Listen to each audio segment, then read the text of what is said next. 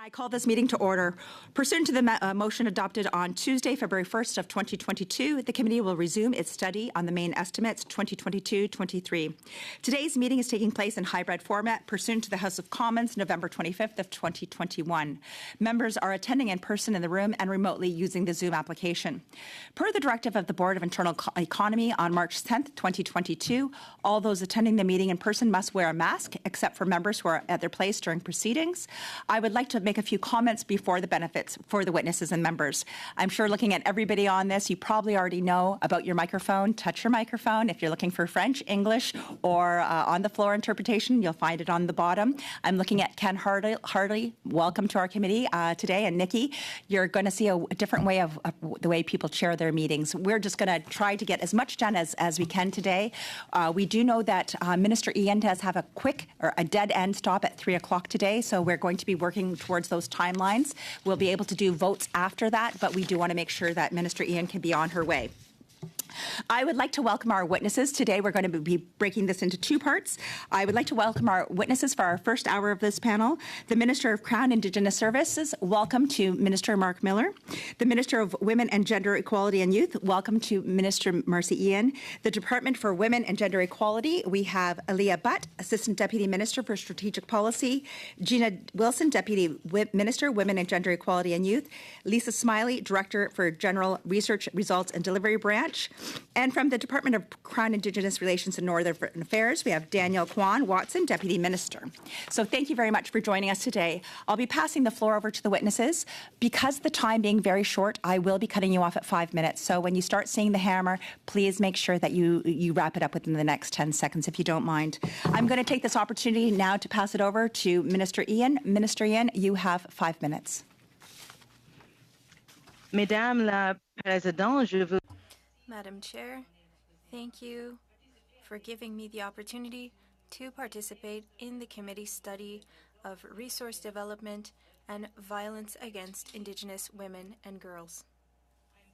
From my home in Toronto, on the traditional territory of many nations, including the Mississaugas of the Credit, the Anishinaabe, the Chippewa, the Haudenosaunee, and the Wendat people. And I'd like to start by thanking this committee for undertaking this really important study, as all forms of gender-based violence are a violation of human rights, and for decades, far too many Indigenous women and girls, Two-Spirit and LGBTQ people across Canada have suffered in silence. Gender-based violence takes a physical, psychological, emotional, and financial toll on victims, survivors, and their families, and it is simply unacceptable. And this happens in our country. Since the release of the National Inquiry into Missing and Murdered Indigenous Women and Girls and its recommendations, our government's understanding of the harmful social norms, structures, and relationships that contribute to this issue has deepened. When we take a closer look at the available data, the picture is extremely grim. We know Indigenous women are more likely than non-Indigenous women to be sexually assaulted or experience intimate partner violence. And there is mounting evidence of a correlation between resource development projects and acts of physical and sexual violence against Indigenous women and girls. This reality is unsustainable. The reality is that many resource development projects in the forestry and mining industries happen on or adjacent to the traditional and many cases unceded lands of Indigenous peoples. We learned from the final MMIWG report that resource extraction sites bring with them transient, largely male workforces and can result in increased rates of sexual offenses, domestic violence, and gang violence in host communities. What cannot be ignored is the strong link between human trafficking and the disproportionately high rates of violence against Indigenous women and girls. And it tears too many families and communities apart and simply cannot continue. But these are not isolated issues that only happen in remote work environments. Evidence suggests that women are subjected to unwanted sexual attention in public, withdraw from their regular daily activities, stop going to school, attending classes, or even go to work for more money for themselves and their family. They stop doing these things. Our government knows that the solution lies in actively educating, engaging, and mobilizing everyone in Canada, including boys and men, in this effort. Targeted investment policies and programs that directly address GBV are at the core of this work. Last year, we invested $601 million to advance the National Action Plan to end gender-based violence. And this year, through Budget 2022, we have committed $539.3 million to finalize this plan and support provinces and territories as we begin to implement within a year. Along with the provinces and territories, the plan is informed by engagement with civil society, Indigenous partners, community leaders, and more than 1,000 recommendations from stakeholders. Our shared goal is to ensure everyone, regardless of where they live, has reliable and timely access to appropriate protection and services. My department is a key partner in the federal pathway to address missing and murdered Indigenous women, girls, and 2S LGBTQ people. The federal government's contribution to the 2021 MMIWG National Action Plan. To ensure that these two initiatives complement each other, we will continue to work in partnership with Indigenous communities, 2S LGBTQ people, leaders, survivors, their families, along with all governments.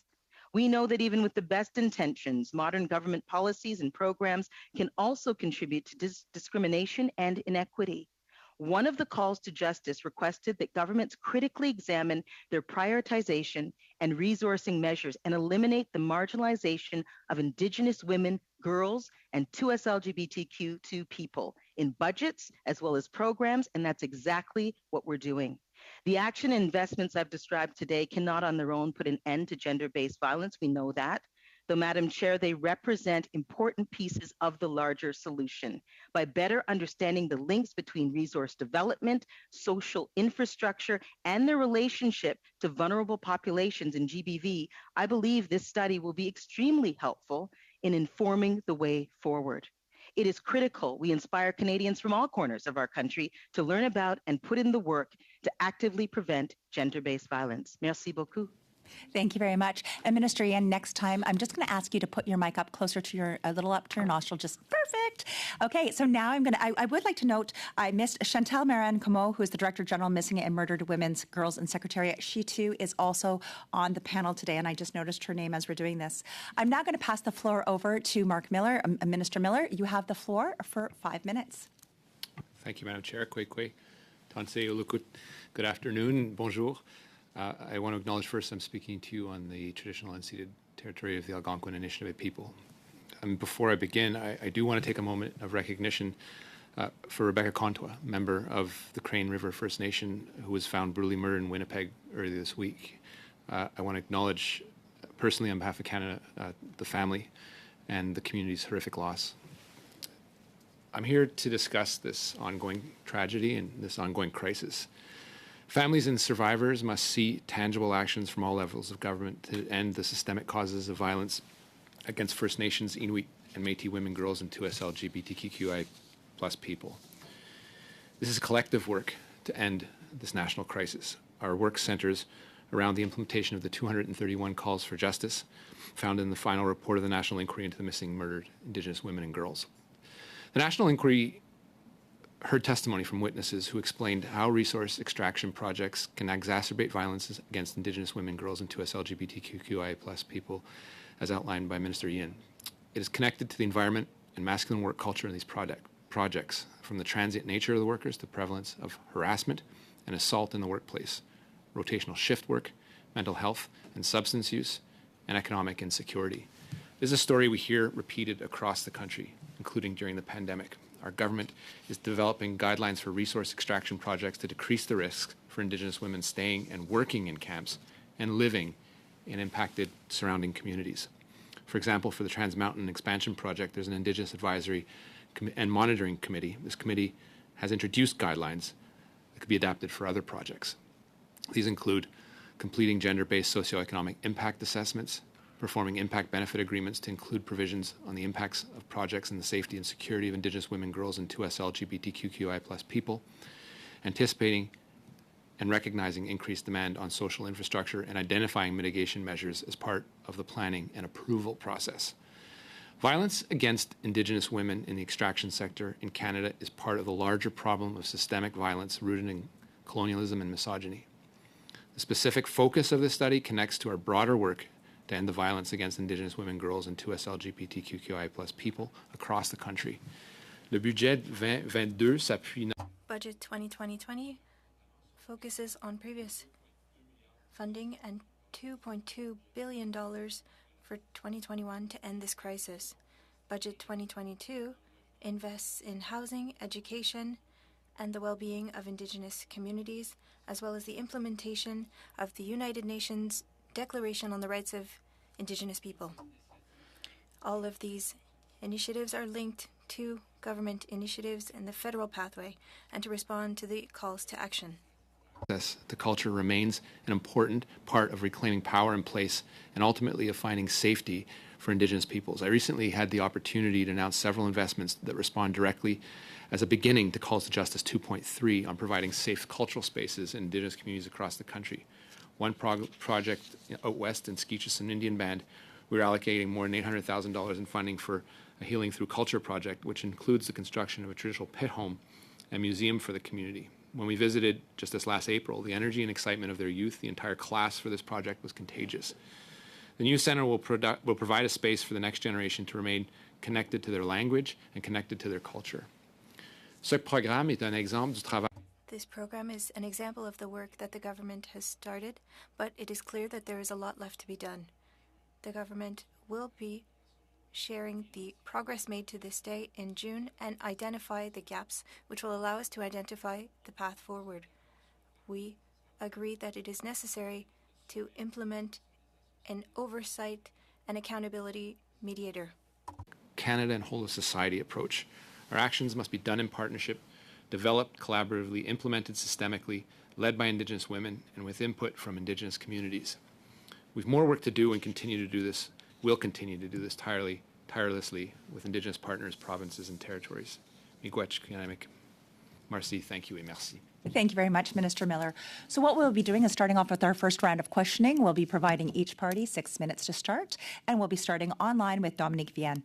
Dominique, I'm going to pass the floor over to you, and just if everybody could just make sure their microphones aren't popping today and just keep them nice and close to the nose. Thanks. Go ahead, Dominique, you have the floor.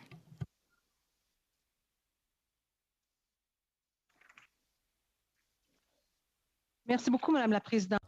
Thank you very much, Madam Chair. Thank you to both the ministers for being with us this afternoon. As you know, we are examining a very serious study that we are all committed to.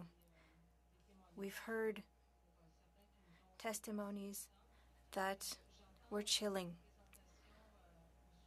Through your presentations, I've heard some interesting things. Clearly, nobody likes to hear what we're hearing or see situations that are occurring. What do you know about violence against women currently in areas where there is resource extraction? What kind of data do you currently have to examine the situation? Would you say today that indeed there is violence in those areas? Did you want the question directed to Minister Ian? Monsieur Miller. Okay.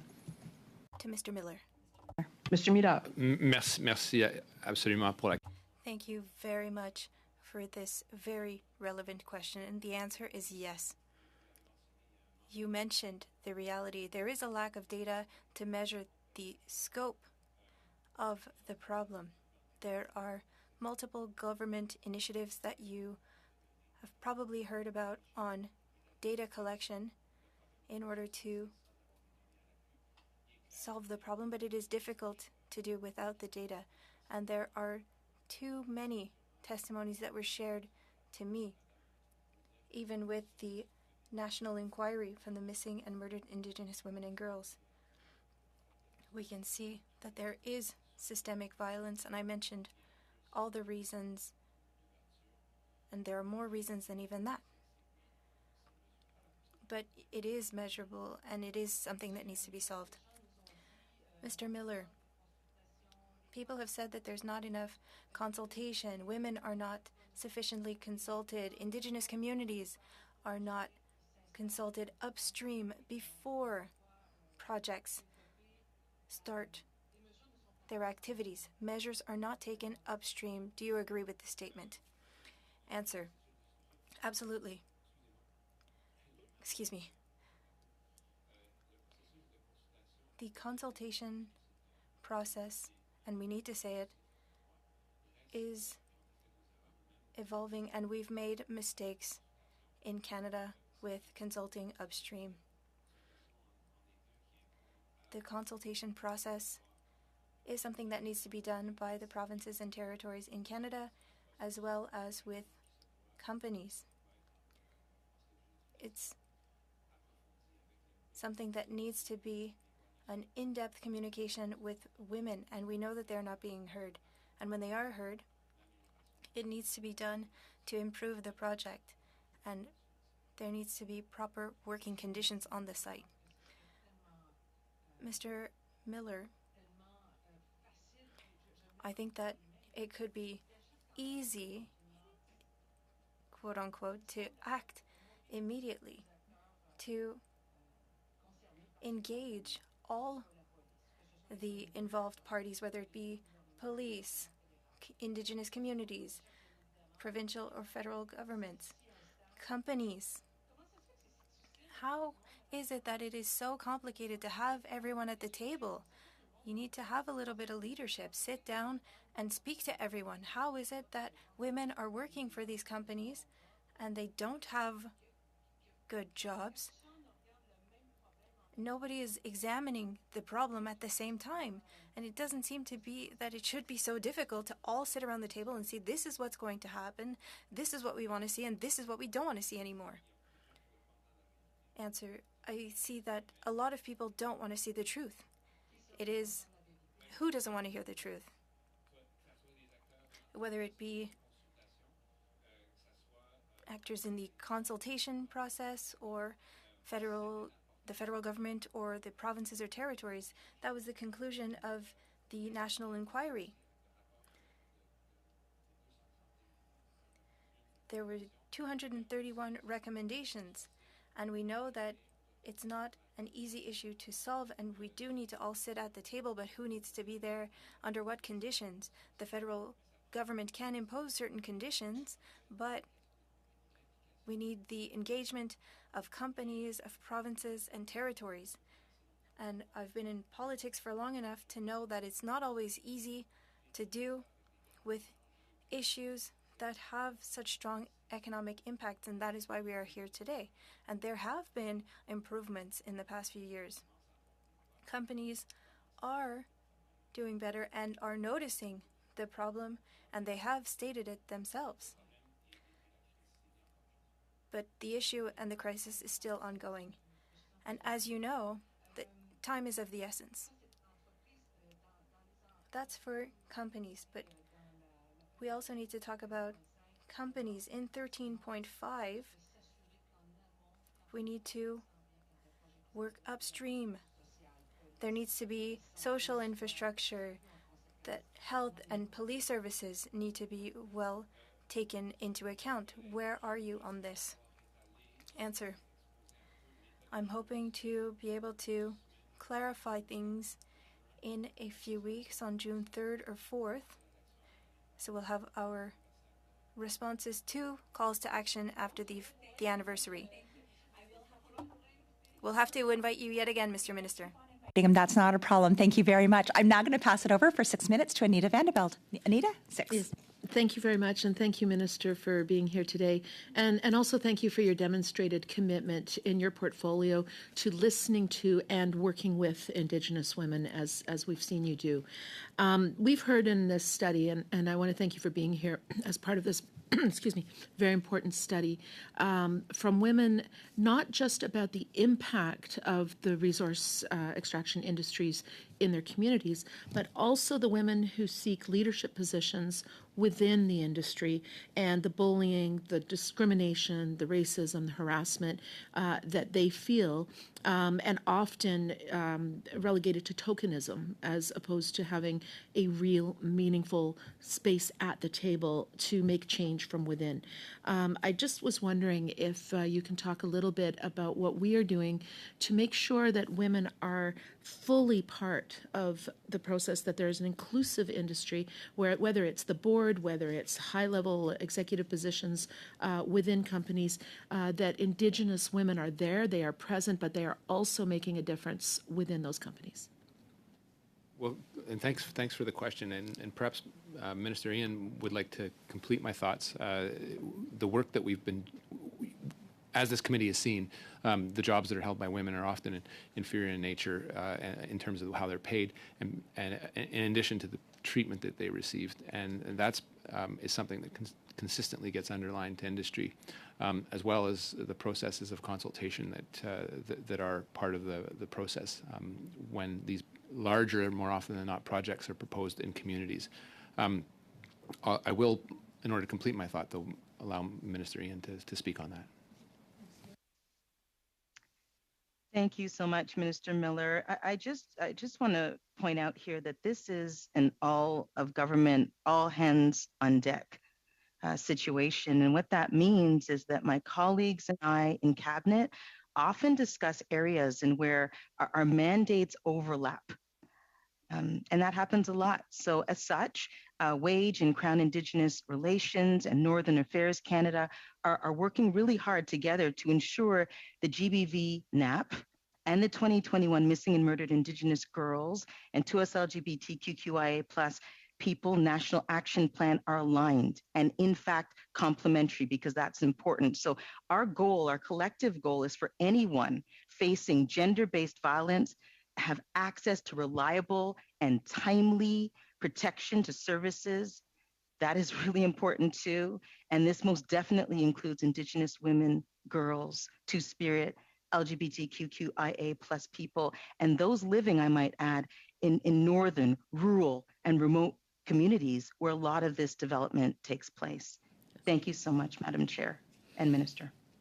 Thank you. And further to that, talking about the economic development opportunities for Indigenous women and for the communities in which the resource extraction is taking place, often what we have heard is, of course, this cannot be top-down. This cannot be government-directed. It needs to be self-directed by the communities, and particularly by marginalized members of those communities, making sure that they are also included not just as beneficiaries of programming, but as part of the design, the implementation, the nature of the programming that takes place. Minister Miller, could you tell us a little bit about what we're doing to ensure that these economic opportunities are being self-directed? Yeah, and I think that's sort of the evolution of the consultation, the impact benefit agreements that have evolved into something that it's not there yet, but it's starting to look like something where communities are actually involved in the process, involved in free and prior and informed consent, and avoiding what's often been used, which is the instrumentalization of Indigenous peoples. And when you start doing that, the first people that pay for it are obviously Indigenous peoples, but those that are most vulnerable within Indigenous communities, Indigenous women and girls.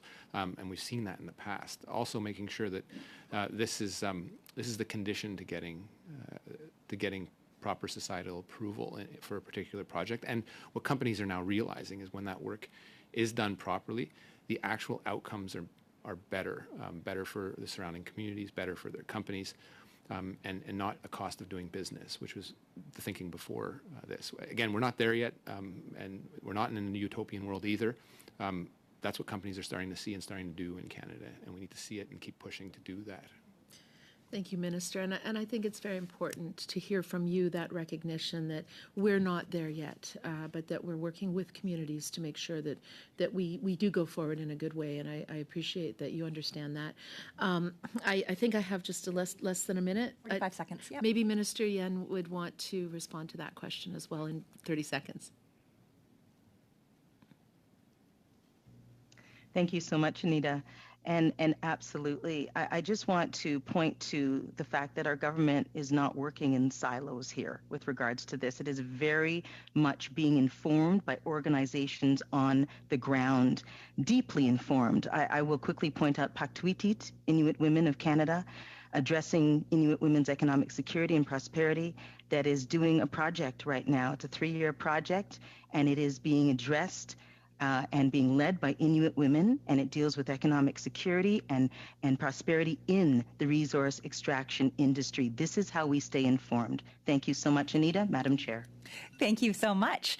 Thanks for really watching my pen there, Minister. I really do appreciate it. I'm now going to pass the 6 minutes over to Adrienne LaRoche. Adrienne, you have 6 minutes. Merci beaucoup, Madame. Thank you very much, Madam Chair. Thank you to both the ministers for being with us today. I will start with Mr. Miller. We've seen it and we've heard it, and my colleagues have asked questions and you've confirmed it. We know that there continues to be serious problems in the resource extraction industry. You've said that the federal government needs to meet its reconciliation goals. Since 2019, we've had a very significant report before us which highlights the issue, and it is directly linked to calls to action 13.4 and 13.5 of the National Inquiry report. And there are recommendations that the government needs to respond to. Why is this issue still present if it's something that was denounced in 2015? Why has the government not yet acted? What has slowed down the implementation of recommendations? Answer: the inquiry started in 2015 and the report was shared in 2019. Another thing to state is that yes, the federal government is a main stakeholder, but not the only stakeholder. The final report also reaches out to provinces and territories.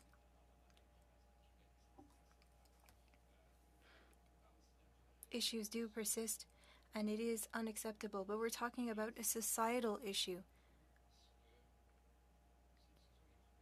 These issues have existed for far too long, and I'm not making excuses.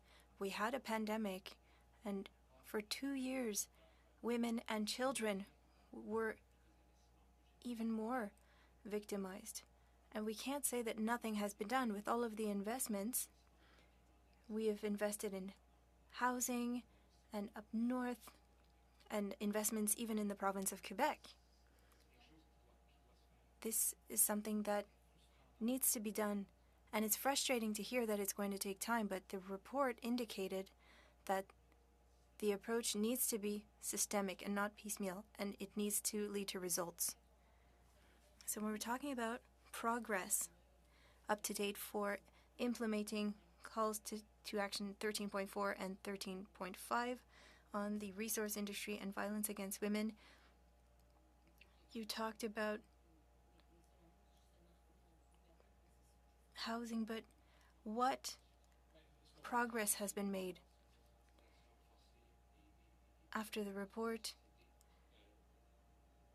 we increased our engagement, and there needs to be increased accountability. There are many programs against violence, and Ms. Ian is responsible for some of them. This awareness needs to be done over a few years, and I would like to have a more complete report in 2 weeks.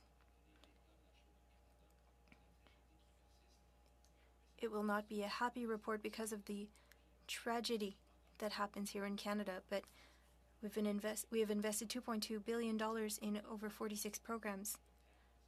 But I want to be clear that we are hoping to see results.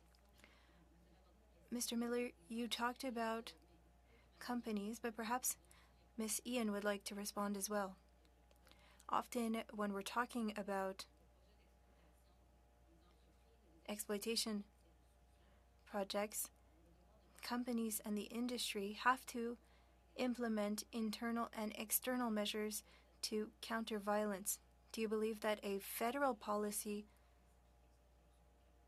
would be relevant for companies in Canada that could perhaps counter the violence? Ms. Ian, perhaps, or even Mr. Miller could respond. Thank you very much for the question. A couple of things here. The first of which is, as we know, as Minister Miller said, violence against and the disappearance and murder of Indigenous women, girls, two-spirit, lesbian, gay, bisexual, transgender, queer, questioning, intersex, and asexual, which is 2S LGBTQIA plus people in Canada, is an ongoing national tragedy. But I want to point to a couple of things here. Our department, since 2015, 31% of all wage funding has been specifically for Indigenous people. And in budget 2021, 55 million was provided to bolster the capacity of Indigenous women and 2S LGBTQIA plus organizations to provide gender-based violence prevention and real programming to try to prevent this kind of violence. In January 2022, so just a couple of months ago, 6 months to be exact, Wage launched a call for proposals, and those applications are currently being assessed. These are ways where we are working with organizations on the ground, people on the ground that serve Indigenous communities, working together as we should, and as Minister Miller pointed out, to come to solutions. Thank you so much. We're now going to turn it over for the next 6 minutes to Nikki Ashton. Nikki, you have the floor for 6. Thank you, Madam Chair. So my first question would be to Minister Miller. How is your ministry and the Government of Canada going about implementing the calls to justice from the inquiry? And specifically, how much money is being invested in terms of addressing violence against women in the context of implementing the calls to justice? Yeah, and thanks for the question.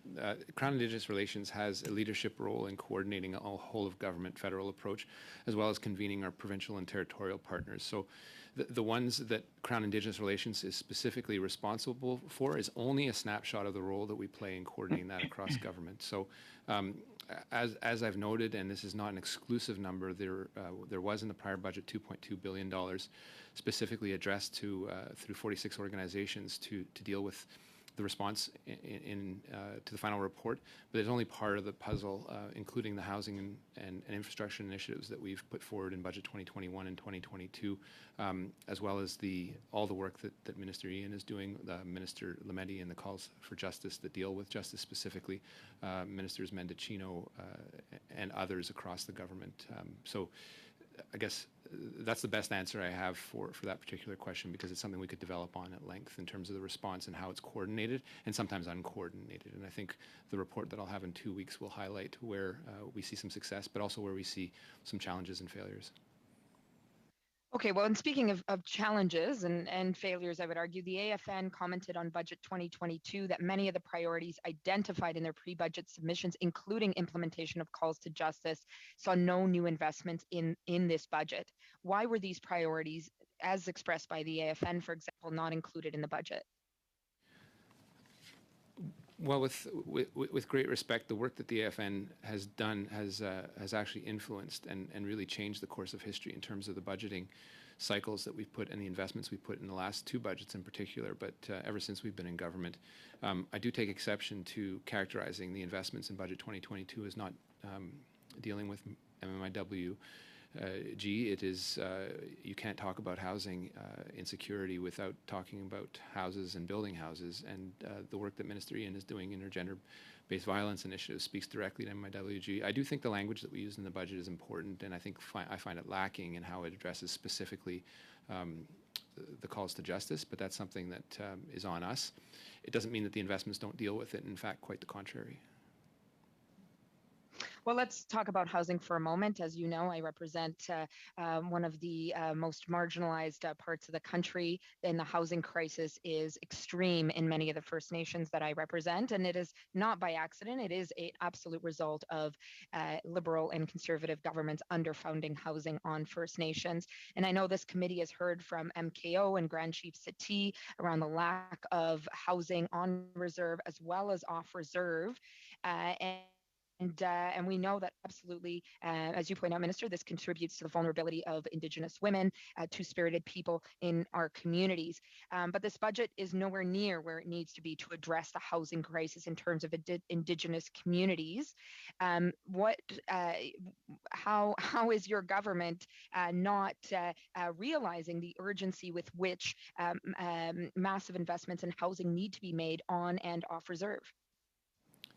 Well, as you've properly characterized, MP Ashton, the housing crisis will not be resolved through any one particular budgetary cycle. It has to be addressed in a systemic fashion over the course of many budgets with sustained investments. The amounts that we put in budget 2022 are historic in nature in their sums. The challenge now is to actually get them out and to get the houses built. They will change lives. They will make a difference, as well as the amounts that we put in prior budgets for shelters. Speaking specifically on the points that we are dealing with today, they will be game changers in many ways. But are they enough? Absolutely not. I don't think anyone credible could actually stand up and say that. It will require sustained effort by every single government that purports to represent Canada for a number of years, well up to 2030, and closing the actual gap. We have to continue measuring it as well, and that's a challenge that my colleague Minister Haidu has the responsibility for, and that we're working on actually getting a sense of where that infrastructure gap is and how much it is. We have, unfortunately, the bad habit of throwing numbers at each other that are various levels of sophistication, and that doesn't help actually do the financing profiling work that we need to do to make sure communities are properly served and they're getting the housing and supports they're entitled to. Agreed. However, of course, we also know that Indigenous Services Canada has been clear around the basic gap around housing that exists in communities. Just quickly, and Madam Chair, how long do I have? You have 40 seconds. Okay. Well, I'll finish off by saying that what's critical here is there to be a sustained commitment on MMIW, particularly the calls to justice. It is not acceptable that in this budget there isn't a clear commitment on this front. And obviously, the housing crisis. We need bold action now, and we've yet to see that as many Indigenous leaders and people here in our region are stating clearly, and I'll end off with that. Thank you. Thank you very much. We're now going to go to our second round. What we'll be doing is 5 minutes for CPC and Liberal, and 2.5 for the NDP and Bloc. So we'll be turning the floor over now to Shelby Cramp. Shelby, you've got 5 minutes, or 5 minutes. All confusing to me today. Thank you, Madam Chair, and thank you to both of the ministers for being available for a Friday afternoon. I'll start my initial line of questioning for Minister Miller. The first question being a simple yes or no answer. Do you agree with me in saying that in order to achieve our truth and reconciliation goals, that we should be involving all Indigenous voices at the table? I believe so, yes. Okay. No, I happen to agree with you. So, despite multiple requests to the government to join the National Action Plan, the Coalition on Missing and Murdered Indigenous Women and Girls in BC, the Ontario Native Women's Association, and the Quebec Native Women's Association, unfortunately, were all excluded. So I would ask my next question, would you also agree with me in saying that investments into truth and reconciliation should be tailored to the specific asks from Indigenous communities, and also detailed extensively in order to achieve transparency in that particular process? Okay, I'd say yes. I don't think these organizations were excluded. They certainly weren't. They weren't supportive of the federal pathway ultimately, and it would be wrong for us to expect unanimity. But it would be equally wrong for us to exclude them. They weren't excluded, but there certainly wasn't unanimity, despite the input that we had from hundreds of survivors and families and organizations to the federal pathway. I think it's important for the record to show that, because I obviously don't tell you how to ask your questions, so please, I hope you don't object to the form in which I answer them. Sometimes a yes-no answer isn't applicable. No, fair enough. I respect that. So in the budget, there were only a few short lines on tackling gender-based violence, putting forward a national action plan, and the pledge of over $500 million over 5 years. And there was no mention of missing and murdered Indigenous women and girls. So how will the government take it upon themselves to readily define their investments into truth and reconciliation and make a genuine effort to include all Indigenous voices at the table? Yeah, I'd let Minister Ian answer part of that question, but the federal pathway gives a clear way forward for the government's leadership role for the Canadian government, federal government's leadership role in answering those calls. There are short-term targets of first, second, third years. I'll be giving an update in about 2 weeks on that specifically, but it'll be a continued ongoing process, especially the issue of accountability, which is still a matter that we need to resolve, because it can't be up to the government of Canada giving itself grades on this particular issue. Thank you. And Minister Ian, would you like to add to that? I certainly would. And Shelby, thank you so much for the question. As I stated before, this is an all of government approach, and I work very, very closely. Our department does, our ministry does, with Minister Miller, Minister Haidu, and others. The National Action Plan aligns with and complements the Missing and Murdered Indigenous Women and Girls and 2S LGBTQIA+ People National Action Plan and the federal pathway to address missing and murdered Indigenous women and girls. And as you rightly pointed out, Budget 22 supports this with $539 million. So I just want to reiterate that this is an all of government approach. We are working together on this, and $539 million is what we were supported with Budget 22. And we will continue to work towards all that Indigenous women and girls and others across this country need. Excellent, thank you. Do I have about a minute left? A minute and 20 seconds. Terrific. So with regards to quantitative data, Melissa Ahos from the Northern Health Authority was regularly cited by the Missing and Murdered Indigenous Women and Girls report with regards to the sexual health impacts. And she is cited in a report suggesting that there is an abundance of anecdotal evidence. However, they noted that there's a need for additional quantitative data that's necessary to be collected. So has there been efforts with Statistics Canada to ensure that the government is working to obtain additional quantitative data to properly address the topic of resource development and the violence against Indigenous women and girls? The issue of Shelby, data. so sorry. Go ahead, Mr. Miller. The issue of data comes up often, and it's the basic premise that you can't mend what you can't measure. The anecdotal evidence is so overwhelming for us not to draw the conclusions that we're drawing, and they're not great conclusions. But the government in the past budgetary cycles has put millions of dollars into supporting grassroots organizations and coordinating data. Again, it is work that's ongoing, but needs to continue, especially led by Indigenous voices. And Marcy had some elements to add as well. I did. Thank you so much. Actually, Marcy, Minister Ian, what I'm going to do is I'm going to ask you to use those comments for next time, because I'm going to switch over to the next questioner, okay? So I'm just going to pass this over now to Ken Hardy. Kenny, you have 5 minutes. Thank you very much, Madam Chair, and delightful to be with the group and to see you in the chair today. Minister Miller, you may remember this a couple of years ago, somebody, and I believe it was the Prime Minister actually, made some comments about the issue of resource projects and the negative impact on communities, Indigenous communities, particularly First Nations women and girls. At the time, there was a suggestion that was somehow an attack on the resource sector, and I think oil and gas was pointed out. That's really not the case, especially witness the fact that this committee is undertaking the study. No, absolutely not. But we can't be blind to the fact that in the extraction industry is where a good chunk of this is occurring. It's been pointed out time and time again during the pandemic, when we were negotiating a very, very difficult situation about communities shutting down. And not allowing workers to go through, to get through and work at kiosk. We had a number of witnesses that stood forward on a number of our calls with the MKO Grand Chief and testified to the fact that they were worried about their safety. And those that are the uninitiated would say, well, what does it have to do with your physical safety?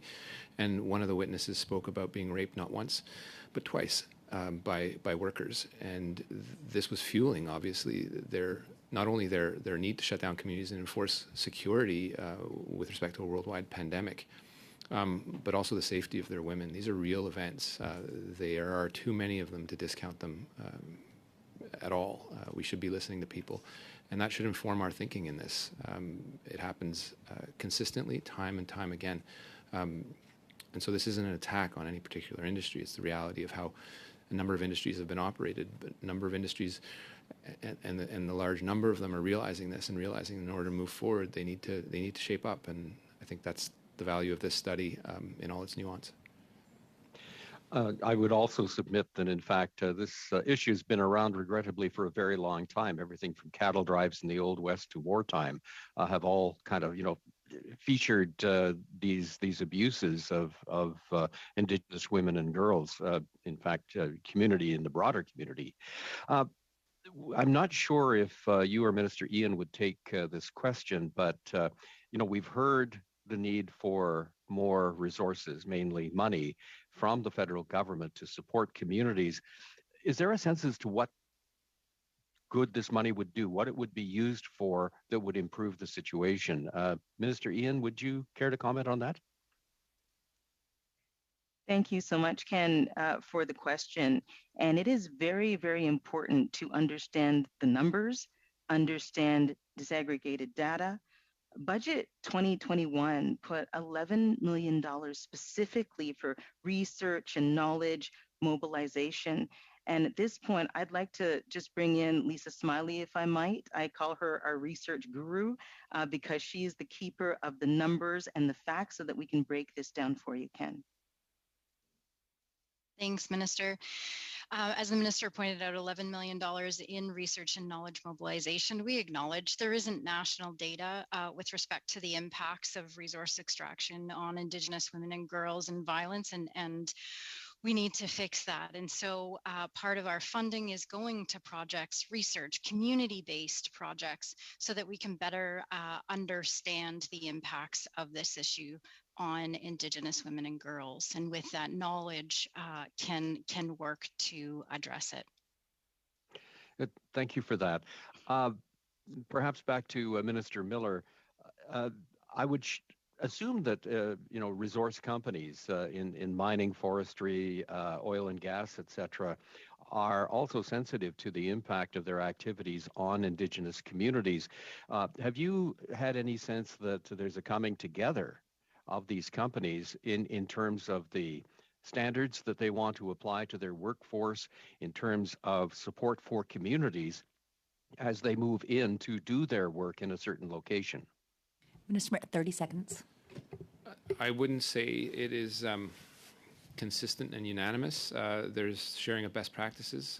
Certainly some of the work that Trans Mountain is doing, far from perfect, is indicative of some of the change that we've seen over the last few years. And there are other companies that are really leading the way, but there are others that are not there yet, and those are the ones that are falling behind. So I think you either get on this, or there will be an impact on the particular company in question. Thank you very much, Minister Miller. Thanks. We're now going to turn it over for 2.5 minutes to Adrienne LaRoche. Adrienne, 2.5. Miss. Thank you, Madam Chair. Mr. Miller, in your opening remarks, you talked about cultural centers, and in the case of this study, what role could they play? Can you repeat the question? You talked about cultural centers that you wanted to create? Yes, in reserves up north and in urban centers. Hundreds of millions of dollars were announced, whether it be for centers up north or the need for housing off of reservations and on them as well. It depends on the communities if they want to announce the creation of these centers, because they do sometimes want to remain anonymous.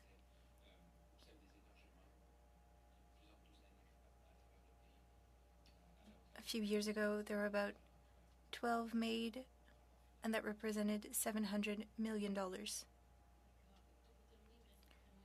Just to conclude, Resource projects are often in isolated and remote areas. So how can we take into account that isolation factor? And how could your government focus on this issue? Because this study focuses on remote communities. They are remote in the sense that they're not close to urban centers.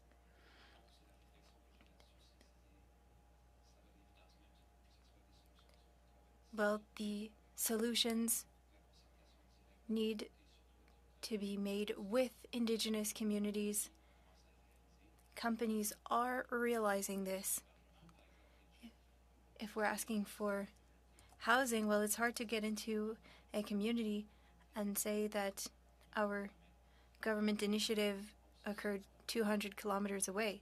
So we need to focus on the needs of the communities. We know that the further a community is, the harder it is. Turn it over to Nikki Ashton online for 2.5 minutes.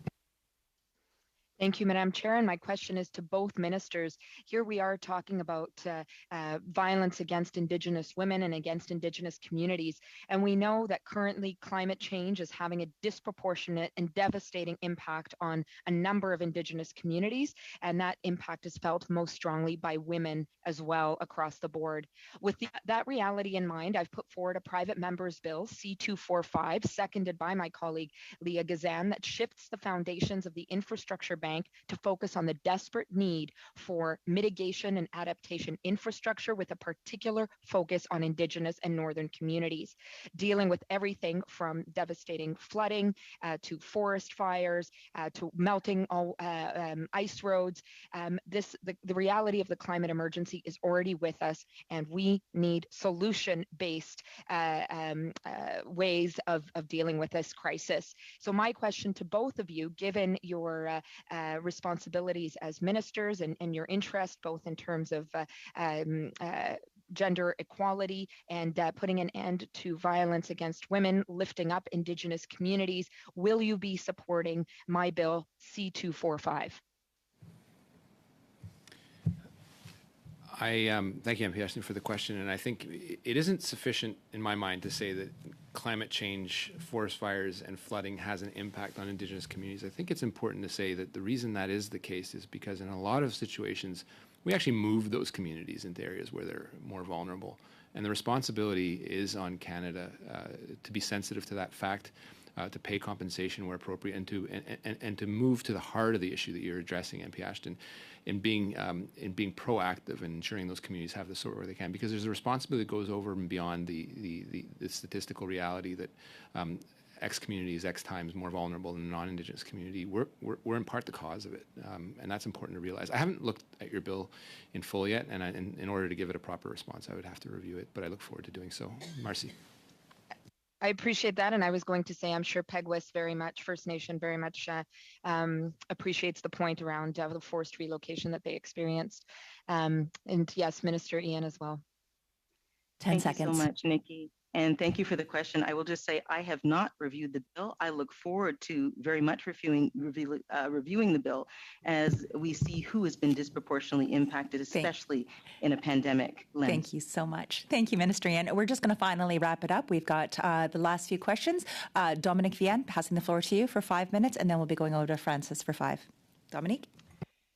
Oui, merci beaucoup, Madame la Présidente. Thank you very much, Madam Chair.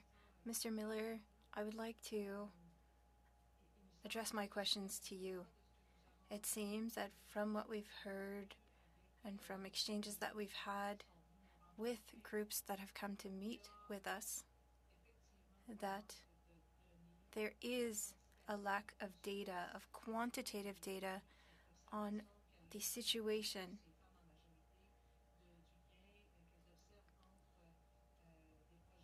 So there's not a lot of data on extraction or mining projects and violence against women. They also noted that a lot of things aren't reported, and that causes a lot of issues as well. Women do not report the violence that they're subject to. And this impacts women with a lower economic status, and it keeps them in a cycle, sometimes with abusive partners. We're also talking about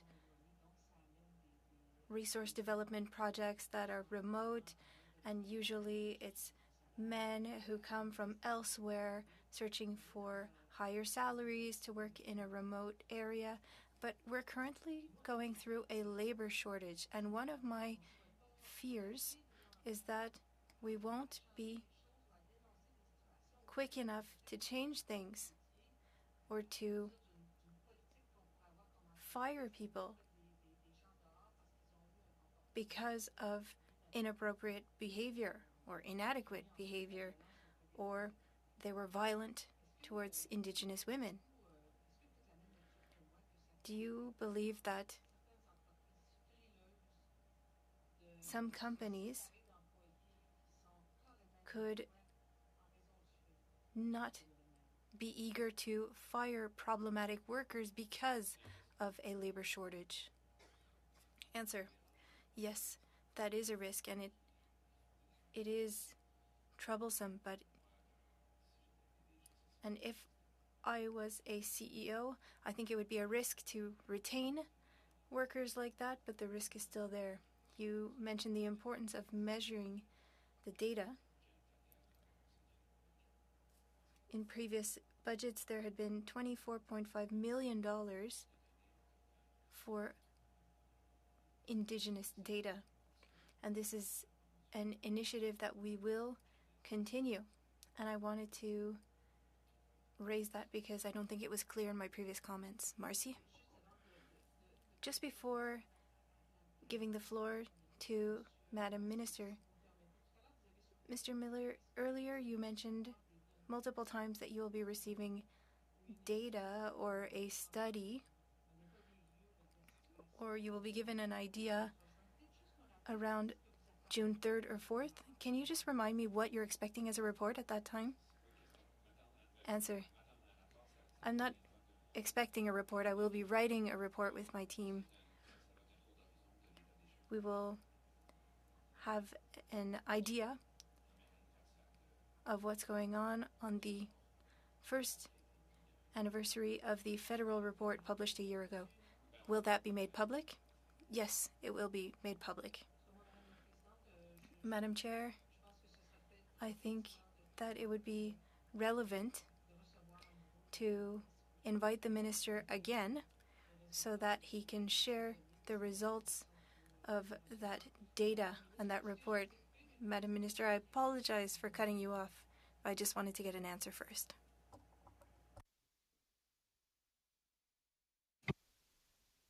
You do have a minute left. Do you want me to pass it over to Minister Ian for a response? Je pense que Madame la ministre avait peut-être. I think Madam Minister did have something to add. Marcy, Minister Oui, Ian? merci beaucoup, Madam Chair et Dominique. I just wanted to say that under the federal GBV strategy, and this is something that we have reiterated many, many times, the key priority is to increase support for our most vulnerable populations. That, of course, includes Indigenous peoples at the top of the list. I want Lisa, if she can, Madam Chair, to expound on this for a couple of seconds. How much time do I have? Lisa, we're giving you 13 seconds. Thank you so much. We can do something with 13. Go ahead, Lisa. Thank you. Just back to the issue of research. While we don't have nationally representative statistics, there is a growing body of research on the impacts of the resource extraction industry on Indigenous women and girls, and the member has pointed to some of those. We need to look Lisa, what I'm going to do, if you don't mind, I'm going to pass it over to Francis, who is our next questioner, and perhaps he can work that in with some of his things, just because we're so tight on time. Francis, I'm going to give you the last 5 minutes. Perhaps you can work with Lisa on making sure we get this answer. Yes, would Lisa like to take some of my time to complete her answer? That is very kind. Thank you. I was going to say, if we take a look at the impacts that the member has mentioned in terms of mental health, sexual health, the impacts of sexual violence on Indigenous women and girls in the resource extraction industry, It all comes down to culture.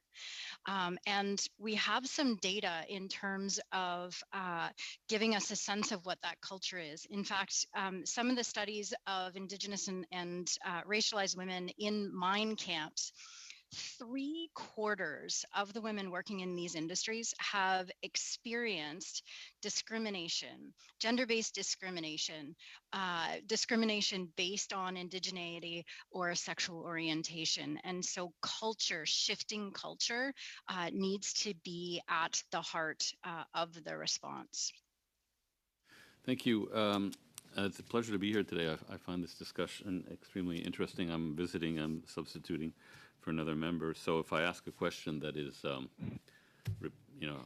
repetitive, please forgive me. But and my first question may be difficult to answer. It's a bit tangential, Minister Miller, but I'll give it a go. I remember at the time of the Impact Assessment Agency, the Impact Assessment Agency law.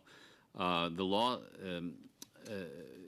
for the first time, specified that impact assessments must consider impacts, social impacts, not just economic and environmental impacts. There was criticism of that because many said, well, you should focus on narrow environmental issues and economic issues, but I believe impact assessments now need to focus on the social impact of resource projects. So my question to you is, have you seen evidence that this new factor that must be taken into account is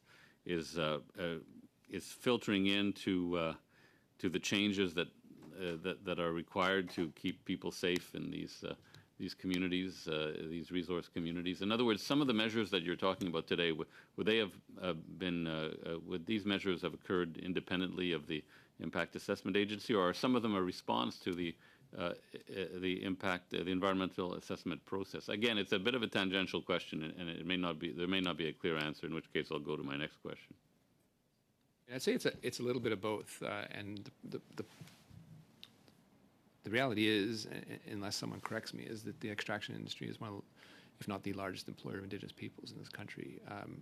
But it's sort of been done in a way that has been, in a sense, good for economic development in communities, but also opportunistic in some senses. And the full impact of that on communities is as how it's been described in the final report into murder and missing Indigenous women. That has required regulatory ways of reshaping things, but also culture shifts, which governments are singularly bad at doing themselves. It requires society to get involved, it requires companies, private industry to buy into it, and that's a process that's naturally been slower. But I believe that these outcomes and these changes, you got to need a little bit of pushing, a little bit of prodding, a bit of carrot, a bit of stick, and that's I think the reality of human nature. So the new law, the new environmental impact assessment law, may be having a positive impact, but at the same time, on another track, things are developing in that positive direction. Yeah, I mean, we used to flood communities without thinking about them. So, historically, there's a large stain that on these large projects that exist. However favorably we envision them as a matter of economic development or whatever it's done for our country, but it's sometimes been on the backs of Indigenous peoples, and this is just a particular iteration of it, of how it's impacted the most vulnerable. My next question regards human trafficking. You mentioned, or someone mentioned, human trafficking in some of these resource communities. I understand, the dynamics of violence, in a heavily male community with a male ethic and colonial attitudes and substance abuse. I understand how that comes about.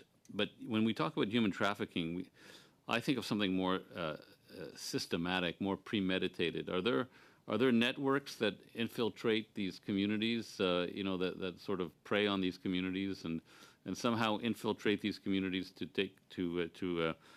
conduct human trafficking, as opposed to the more spontaneous violence that occurs in a male-dominated community with substance abuse and certain attitudes? Is there a system? Are networks targeting these resource communities for the purpose of human trafficking. Absolutely. We only have, we're out of time now, but this is such an important matter to all. I'm going to provide both 30 seconds to Ms. Ian and 30 seconds to Mr. Miller. So, Mark, if you want to take it over for the next 30 seconds, then So pass it over the to clear Marcy. answer, thank you, Madam Chair. The clear answer is yes, and there's not only extraction industries or others during the wildfires and during some of the flooding evacuations, where there was a flooding in Winnipeg, where communities were evacuated to Winnipeg, there was sex trafficking, and we had to fund a number of communities to go and provide perimeter security within Winnipeg to keep pimps from going in and exploiting the vulnerable, as well as in Cornwall, we evacuated a community into Cornwall, and the risk of transporter sex trafficking, real and present. They focus right in and exploit what they usually do, which is the vulnerable. That's everywhere, and we can't be blind to it. Minister Ian, do you want any last word on this? Madam Chair, thank you so much. I would just point out that the national strategy to combat human trafficking is led by public safety, and it brings together all of our federal efforts under kind of one strategic framework. And it's supported by an investment of more than $57 million over 5 years and $10.28 million ongoing. Thank you, Madam Chair. Awesome. Thank you so much. We are now going to wrap up our first panel for today. On behalf of the committee, I'd really like to thank Minister Miller for being here and providing your testimony, as well as the department here today. We're going to suspend for just about 30 seconds. We have another person to put online, say goodbye to those who don't need to be with us for the second panel. We're going to suspend for 30 seconds and join right back.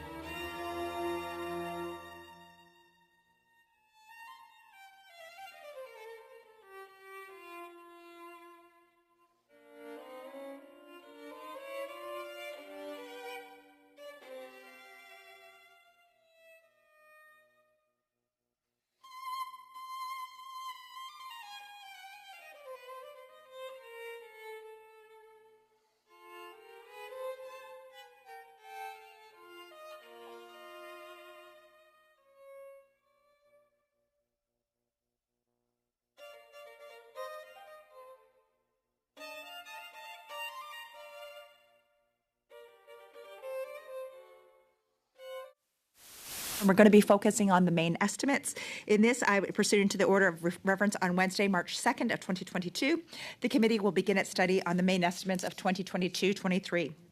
I welcome our witnesses. Of course, we have here Minister Ian, who is continuing on with this panel today. Thank you very much, Minister Ian. And from the Department of Women and Gender Equality, we have Aaliyah Butt, Assistant Deputy Minister, Strategic Policy; Gina Wilson, Deputy Minister, Women and Gender Equality and Youth; Gail Mitchell, Assistant Deputy Minister, Department Programs and Operation; and Lisa Smiley, Director General, Research, Results and Delivery Branch. I'm going to be providing 5 minutes to the Minister to provide her opening statement. Then we'll be going into the round of questions. So, Minister Ian, you have 5 minutes. Your time starts now. Bonjour and hello again, Madam Chair and honorable members. I'd like to acknowledge that I'm speaking to you from my home in Toronto on the traditional territory of many nations, including the Mississaugas of the First Credit, the Anishinaabe, the Chippewa, the Haudenosaunee, and the Wendat people. I am happy to be with you here today to highlight my department's priorities, planned results, and associated resource requirements for the upcoming fiscal year. My department will be receiving $310.3 million via the main estimates, with $245.2 million in grants and contributions to support our continuing work. As Minister for Women and Gender Equality and Youth, I regularly meet with and learn from extraordinary people and organizations committed to building a stronger and more prosperous Canada. With my provincial and territorial counterparts, I share these insights on best practices and how we can address intersectional and regional inequalities in our country. Through these conversations, it is clear that there isn't a woman, girl, or gender diverse person in our country whose lives haven't been impacted at some point by gender inequality. And this isn't news for anyone in this room. We know this. Discrimination and systemic inequalities remain an issue in Canada, particularly for racialized and underrepresented women, girls, LGBTQ, and gender diverse people to the detriment of us all. I believe, and I know that this version is shared here today, that everyone should have an equal chance to fully participate in Canada's social, economic, and democratic life, regardless of their gender identity, expression, or sexual orientation.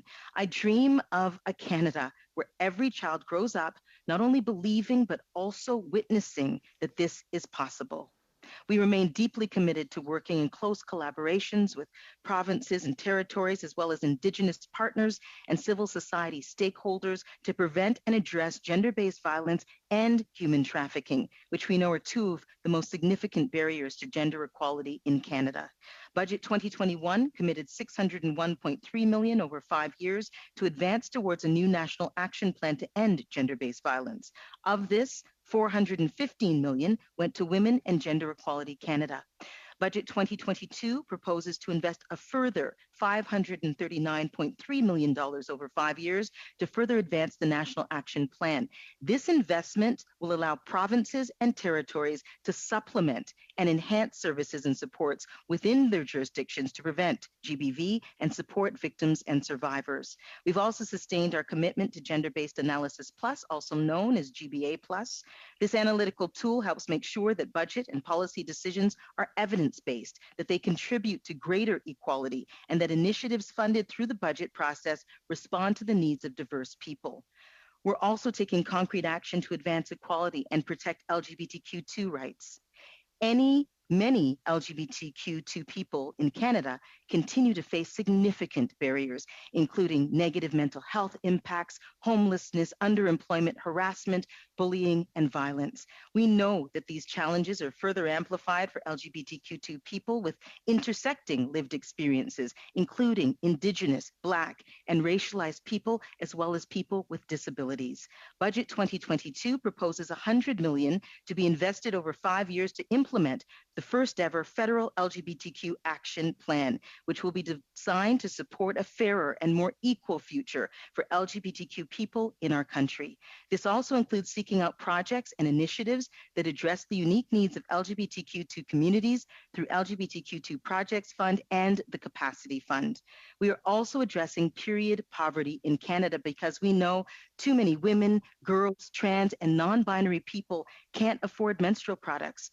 This lack of access paired with period shame and stigma makes it hard for people to fully participate in public life. Menstrual products are a basic necessity and essential to sexual and reproductive health and rights. It's for these reasons we will be working with federal partners to begin developing a menstrual equity fund to provide period products to those in need.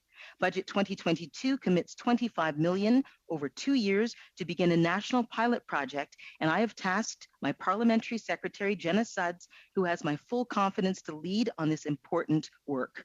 Madam Chair, this new funding builds on historic investments towards building a strong and vibrant women's and equality-seeking movement. It is not new, though. Our government has provided more than $475 million to organizations to ensure that everyone can participate fully in Canadian society. Thank you so much, Madam Chair. Thank you very much. What we're going to be doing is we're going to be starting our first round. Now, I just want to let everybody know, Minister Ian does have a hard line at 3 o'clock, and unfortunately, we did start late today. So what I'm going to ask is anything that's going to be asked specifically to the minister, if we can make sure that we do that in the first round, and then as we're doing the second round, we'll really focus more on the departments just so that Minister Ian can be on her way. I know how busy her schedule is. So I'm going to pass it on for the pardon, Andrea? J'ai compris 17 heures. I heard 5 o'clock. Apologies. Completed the, I'm sorry. What time Minister has to leave? Okay. Because you said Minister Ian has to leave at 3 o'clock, so I'm just going to focus everything that we can do on Minister Ian till 3. Okay. Okay. She said 5 o'clock. She'll be no, she's not staying till 5. She's a busy lady. 3 Okay, so I'm going to pass it over now to Shelby. You've got 6 minutes. Excellent. Thank you, Madam Chair. I'll start quickly as I have several questions that I want to address. The first one is we know this government, and particularly our Prime Minister, claims to be a feminist government. And that being said, in the main estimates under the government bodies classified as, or at least named as departments, your department actually has the lowest amount of expenditure. Knowing that, lower than, for example, even the Department of Western Diversification. So it does make sense, but I see programming which I would assume, as I think Canadians would, that should be under your authority is actually under other departments. Examples include contribution under the Women's Entrepreneurship Strategy for $61 million, Industry Canada, and the contributions for the Women's Enterprise Initiative for just under $3 million under Western Diversification. So, Minister, does your government not have the faith in your particular ministry to administer these programs? Or is it perhaps that they feel that other ministries are better suited in administering them? So my more specific question is, why is your ministry not being better funded to increase your capacity to administer the programs that are relevant to the women? Shelby, thank you so much for the question. And as I said before, this isn't all of government approach. We're dealing with women who make up more than half of our country. And what that means is that I work together with my cabinet colleagues like Minister Miller, like Minister Haidu, like Minister Hussein, like Minister Anand, and so forth. We work together and we then culminate all that we can, and I support, our ministry does in every way when it comes to GBA Plus and other initiatives. But we are talking about women in this country, Shelby, and as pointed out earlier, women and housing, women and immigration, women and defense, women and heritage, cultural issues. And so this is an all of government approach. This is not about something that I am doing alone. We're doing this together. Okay, fair enough. Thank you. Next question. Minister, in 2019, the House of Commons Standing Committee on Government Operations and Estimates released a report listing a number of issues with the estimates process. The principal complaint was that the estimates, which are supposed to give parliamentarians a guide to government expenditures, does not include the primary spending measure of that fiscal year, the budget.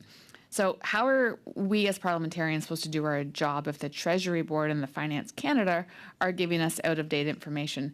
And before I finish, I would just like to note, I really don't want to hear waiting for the supplementary estimates. It is not strong enough. So we're just trying to see, we're supposed to know the day of, not wait till May and when we've already passed the budget. So I'm just concerned with some clarity in this particular area. Shelby, if you might just repeat the last part of your question because I missed it. So sorry, I caught you up until I don't want to hear. So the main question is how are we as parliamentarians on all sides of the House supposed to do our jobs if the Treasury Board and Finance Canada are giving us out-of-date information? The president of the Treasury Board, Minister Fortier, and her team is working hand in hand with all of us in cabinet to do all that we can in a very, very timely way. There will be reports and there will be information coming forward in a timely way so that, of course, MPs like you and right across the board, across the floor, can do their work. Terrific. So lastly, earlier this year, I filed an order paper question asking what percentage of bureaucrats received bonuses divided up between executives and non-executives. I received the results on May the 9th, and quite frankly, I was appalled at the results. In almost every single department, 90+% of already overpaid executives received bonuses, while the non-executive payout was consistently in the single digits.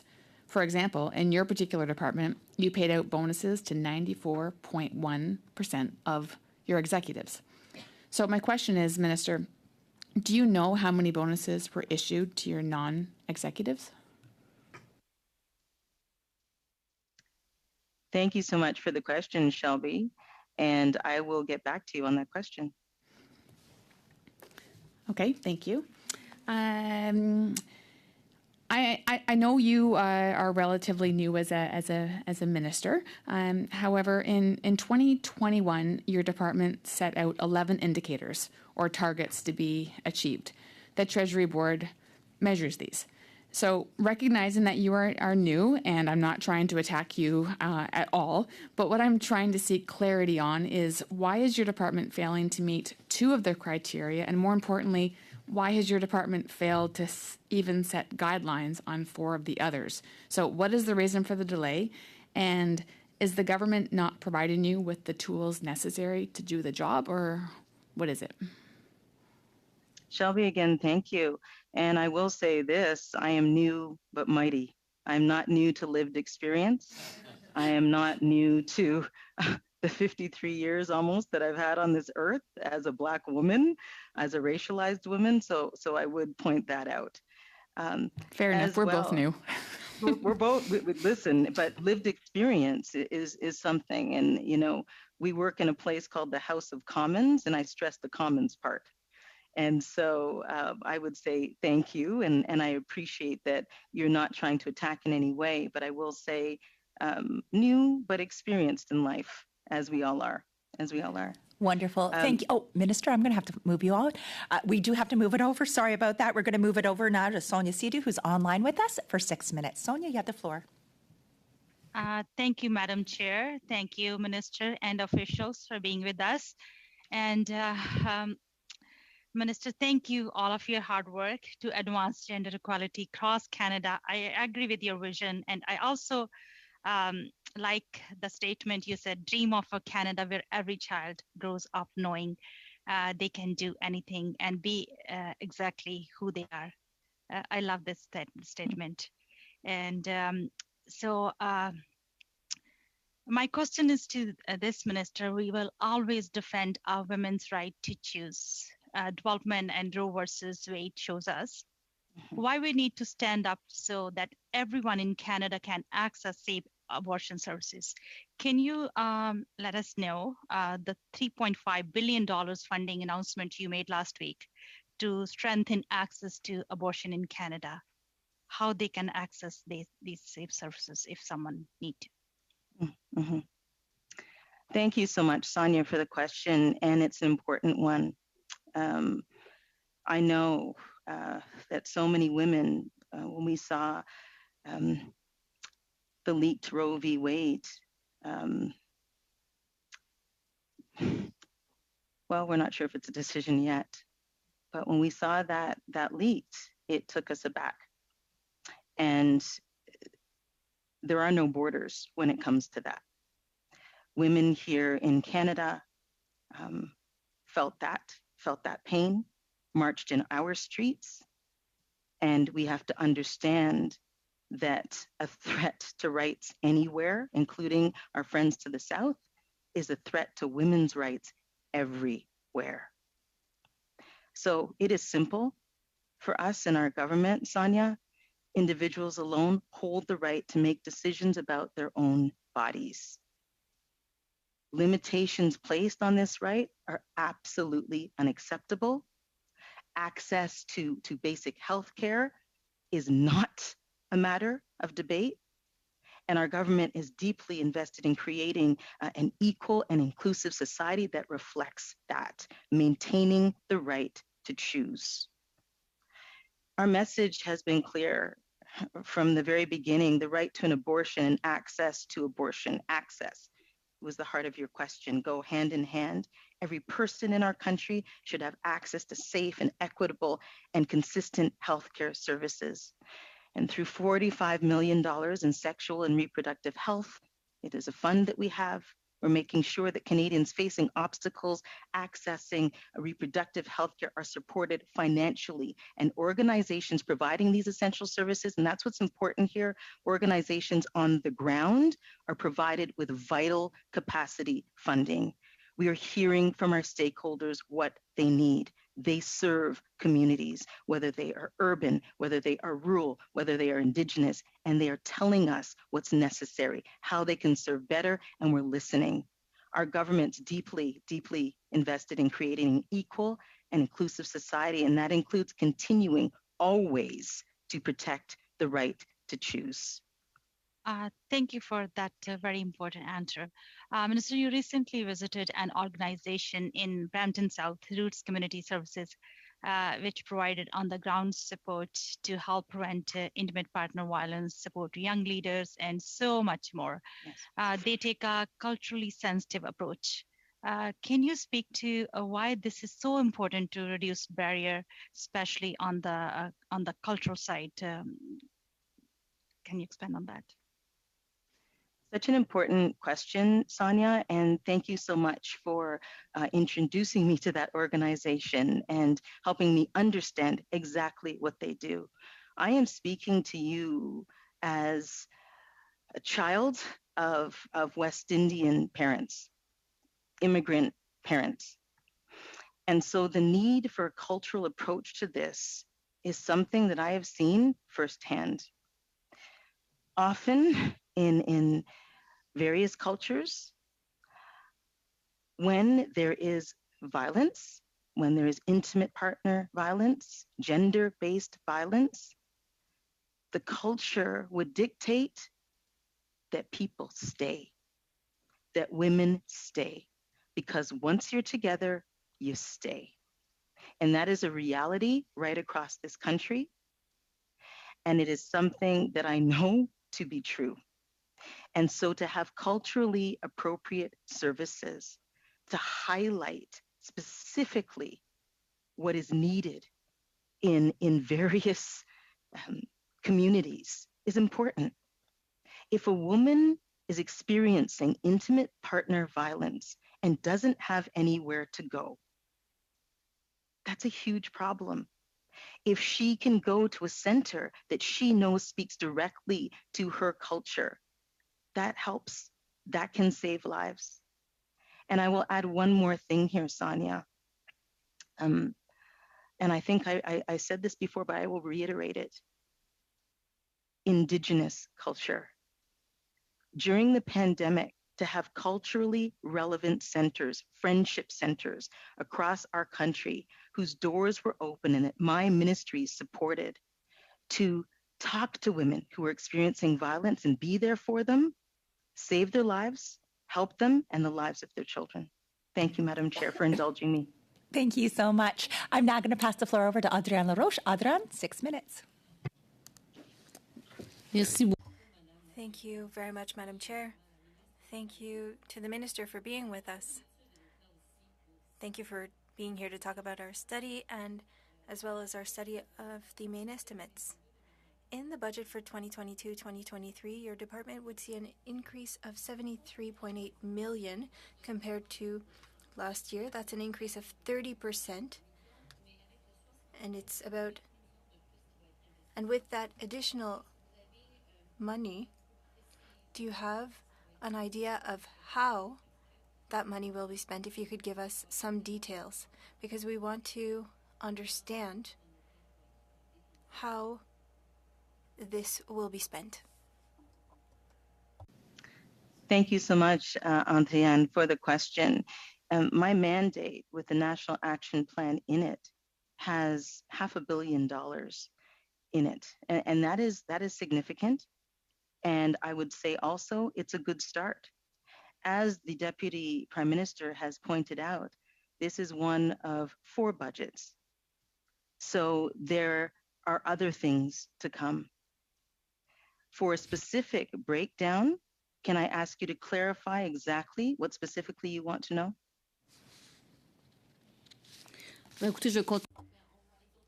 I'll move on with other questions and perhaps it'll clarify. So, the Prime Minister asked you to create a fund for women's shelters and not-for-profit communities have menstrual products available for vulnerable women. Does your budget for this year include sums for the creation of such an entity that could be part of the $73.8 million? And if such is the case, does that not infringe upon the jurisdiction of Quebec and the provinces because it is a matter of health? Could you send funds to Quebec without the conditions? Thank you so much, Antienne. And you know that we have always worked hand in hand with Quebec when it comes to issues such as these. It is very important that we do. We have had at WAGE long-standing and positive relationship with provincial officials in Quebec, and this takes place, as you likely know, bilaterally, as well as through the federal, provincial, and territorial form of ministers responsible for the status of women. Last August, Canada announced an investment of more than $44 million to Quebec to enhance the assault centers, women's shelters that I had previously talked about, and other organizations that provide critical services and supports for those experiencing gender-based violence. And this was an addition, I might add, Anne-Thiane, to the nearly $17.5 million in COVID emergency funding transferred directly to Quebec from Canada in 2020 and 2021, and supported more than 300 organizations that needed that help. I will be even more particular, it's 347.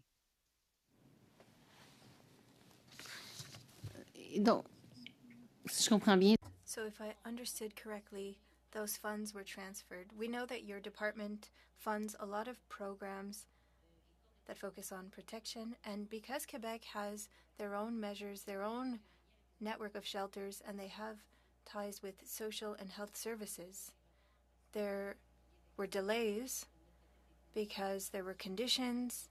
So I understand that funds were transferred, but was it transferred without conditions? Can Quebec manage that program itself? So I understand that the department will be sending those funds, but can they focus on provinces that don't have their own system, contrarily to Quebec that already does have its own system to manage those funds? As you know, Antienne, it is capacity funding that my department provides support. And I believe what you're talking about is very much provincial jurisdiction.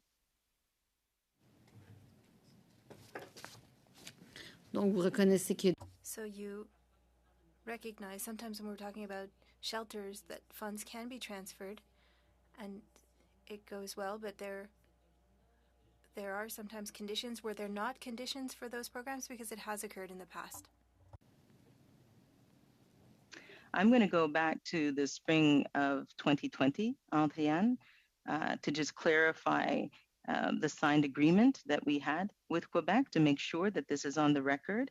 And in 2020, the spring of 2020, Canada and Quebec signed an agreement in order to transfer emergency funding to the province to support organizations, to support shelters, helping women who were victims of domestic violence and abused women right across the province of Quebec.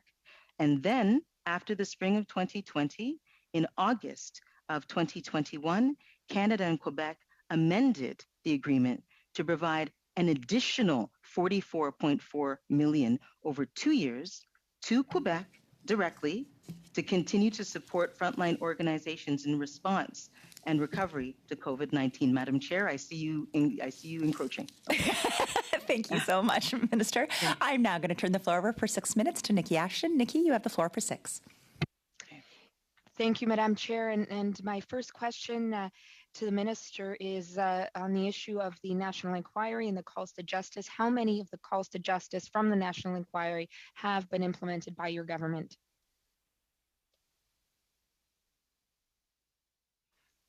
Nikki, thank you so much for the question.